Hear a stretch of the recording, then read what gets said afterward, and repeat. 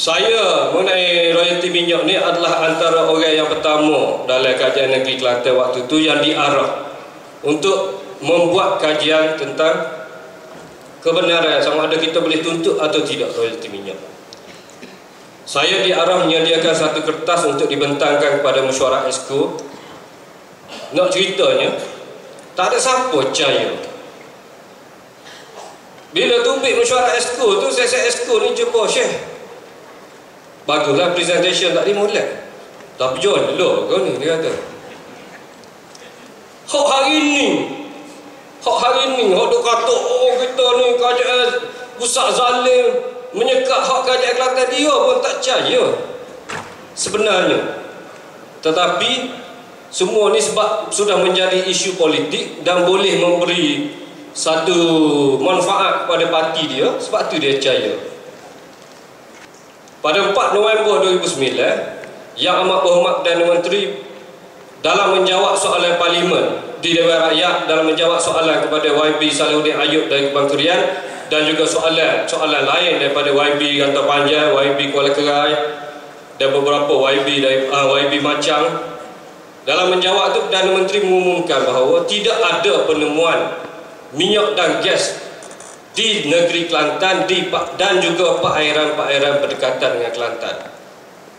Tetapi Yang Amat Berhormat Perdana Menteri kata dalam Dewan Rakyat, tetapi ada penemuan sebuah telaga gas di Medan Bumi Selatan yang terletak di luar pantai Kelantan. Atas dasar itu, Perdana Menteri kata kita akan bagi wang ihsan kepada Kelantan sebagaimana kita beri wang ihsan kepada Kerajaan Negeri Terengganu. Tuan Yang Bertuah, kerajaan telah meneliti isu tuntutan royalti petroleum oleh Kerajaan Kelantan dengan mendalam dan terperinci dari pelbagai sudut, termasuk sudut perundangan berkaitan kuasa-kuasa kerajaan serta pengurusan hasil petroleum negara. Dari segi perundangan, negeri seperti Kelantan dan Terengganu hanya mempunyai hak untuk menuntut pembayaran royalti bagi sumber petroleum yang dihasilkan daripada perairan negeri tersebut. Dalam hal ini, perairan negeri masing-masing adalah ditakrifkan sebagai kawasan yang terletak tidak melebihi 3 batu nautika yang diukur dari tikas air surut atau low water mark dengan izin atau pesisir pantai negeri tersebut. Pada masa ini, tidak ada pengeluaran petroleum dalam kawasan perairan negeri Kelantan dan Terengganu. Oleh itu, dari segi perundangan, Kerajaan Negeri Kelantan tiada ada hak untuk menuntut pembayaran royalti petroleum seperti juga negeri Terengganu. Meskipun peruntukan perundangan ini adalah jelas, Kerajaan Persekutuan sebelum ini telah memperuntukkan wang ihsan untuk negeri Terengganu dengan mengambil kira pengeluaran petroleum yang terletak di luar perairan negeri tersebut. Peruntukan wang ihsan juga telah dipertimbangkan berasaskan keperluan pembangunan negeri Terengganu serta tahap pendapatan rakyatnya. Kerajaan Persekutuan sentiasa komited dalam memastikan pertimbangan yang adil dan saksama diberikan kepada semua negeri agar tiada lapisan rakyat yang terpinggir dalam menikmati manfaat pembangunan negara. Oleh itu, negeri Kelantan juga wajar diberi pertimbangan yang sama oleh Kerajaan Persekutuan sekiranya terdapat aktiviti pengeluaran petroleum di luar perairan negeri tersebut. Sungguh pun dari segi perundangan, negeri Kelantan tidak berhak untuk menerima apa-apa bayaran. Dengan ini, saya dengan sukacitanya memaklumkan bahawa Kerajaan Persekutuan telah mengambil keputusan untuk menyediakan peruntukan wang ihsan bagi negeri Kelantan sama seperti negeri Terengganu.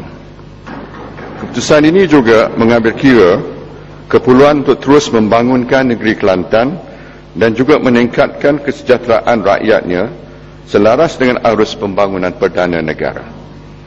Petronas telah memaklumkan kerajaan bahawa pada masa ini hanya terdapat sebuah medan petroleum yang mengeluarkan hasil atau producing field dengan izin dan ianya terletak di luar perairan negeri Kelantan.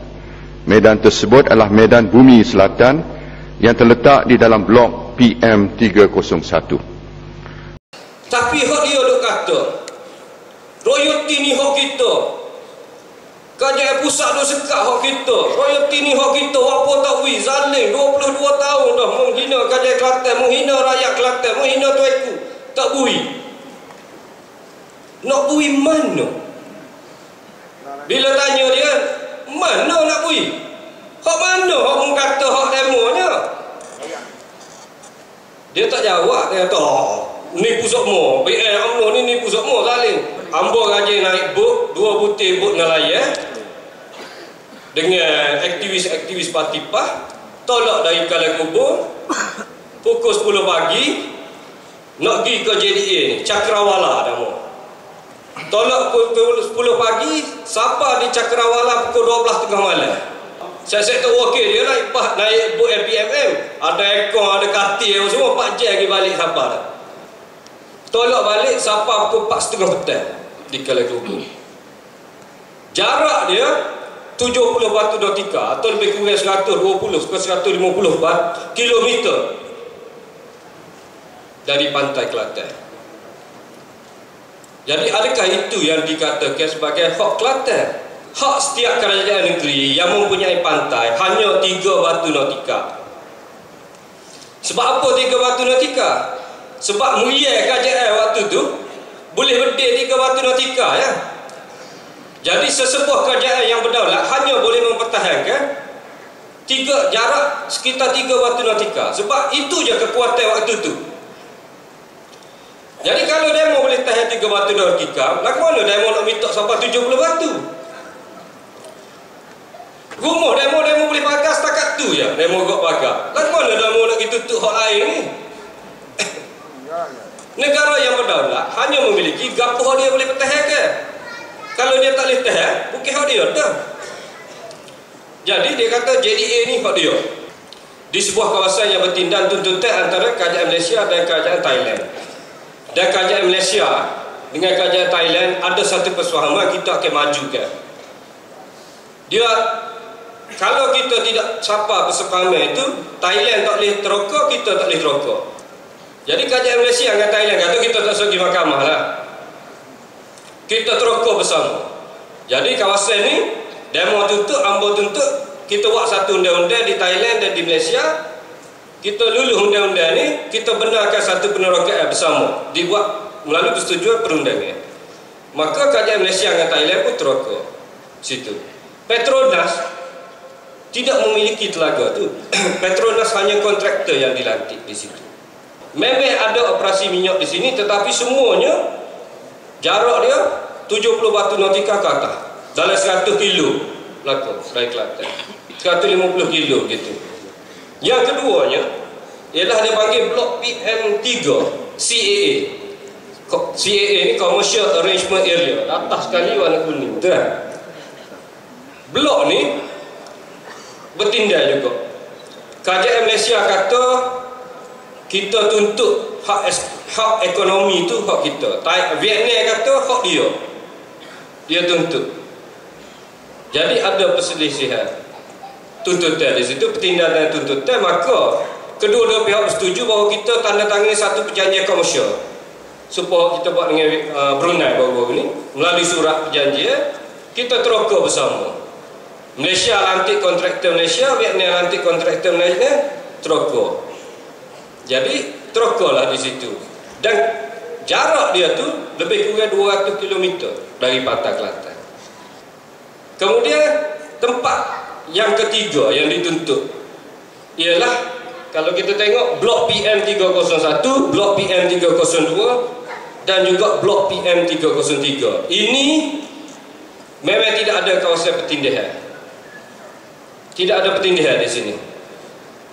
Blok PM303 ada beberapa telaga seperti Jernih, Lawik dan sebagainya di situ yang sudah diberi wang ihsan kepada Terengganu. Bukan royalti dah, bukan pembayaran tunai.